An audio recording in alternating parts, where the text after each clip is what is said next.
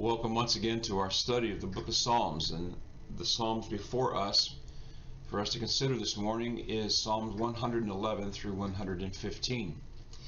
I want to focus our few moments together this morning looking at the last one of those, Psalm 115. There is some discussion among scholars as whether this psalm is a psalm of lament, based particularly on verse 2. And it says, "Why do the nations say," or some translations may say Gentiles, say, "Where is their God?"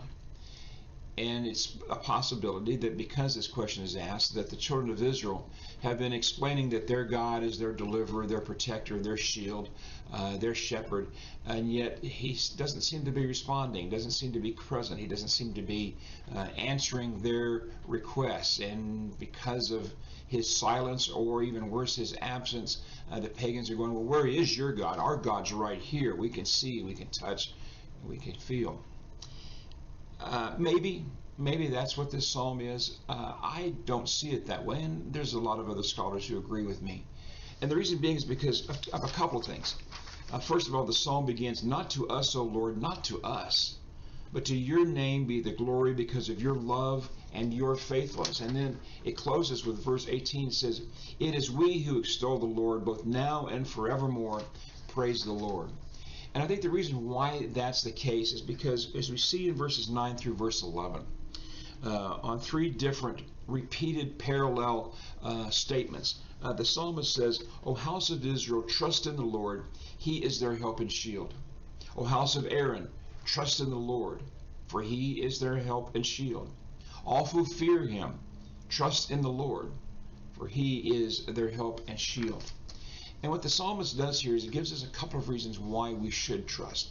One, because he is our help and our shield. He is the one who protects us, the one who delivers us. And in spite of the fact that maybe he's not acted, if the first interpretation is correct, that he hasn't acted on our timetable, it does not mean he will not act and will not deliver and take care of us. But I think there's a couple of more reasons why we should trust in the Lord. One is we find in the answer to the question asked in verse 2. In verse 3 it says, "Our God is in heaven, he does whatever he pleases." But what I want to focus on for just a few seconds together this morning is in response to how the psalmist describes the idols of the pagans. Beginning at verse 4, he says, "But their idols are silver and gold made by the hands of men. They have mouths, but cannot speak, eyes, but they cannot see. They have ears, but cannot hear, noses, but they cannot smell. They have hands, but they cannot feel, feet, but they cannot walk, nor can they utter a sound with their throats." And he's describing these inanimate objects that are made of stone or silver or gold or whatever, tree, and they cannot respond at all. And what I want us to think about this morning is in the next couple of days, this country and a lot of countries around the world will be celebrating Christmas. And a majority of them will at least for a moment be thinking about a baby in a manger, the fact that God became flesh, the fact that he became like us and lived like a human, was completely divine, but also completely human. I find it interesting that when Jesus came into this world, the God that could not be seen, could not be touched, could not be experienced with our physical senses, all that changed because Jesus had eyes and he could see. And he could see all that was going on around him, all the hurt, all the pain, all the chaos. He had ears, physical ears, and he could hear sounds. And he could hear children laughing, he could hear people moaning, he could hear the songs of praise, and he could hear the tears and fears that come with living in a broken world.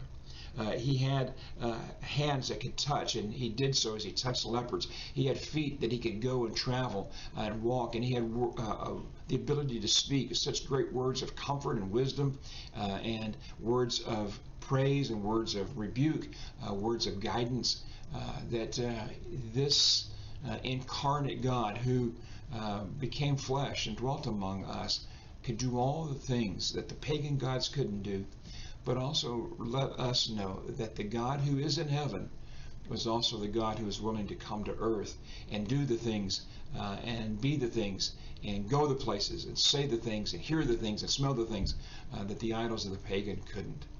And for us as Christians, we should be able to say, as the psalmist says in verse 1 and in verse 18, not to us, O Lord, not to us, but to your name be the glory because of your love and faithfulness, your love to us, your faithfulness to us, that sent Jesus to become just like us so that we could have, as the Hebrew author says, a merciful and tender high priest.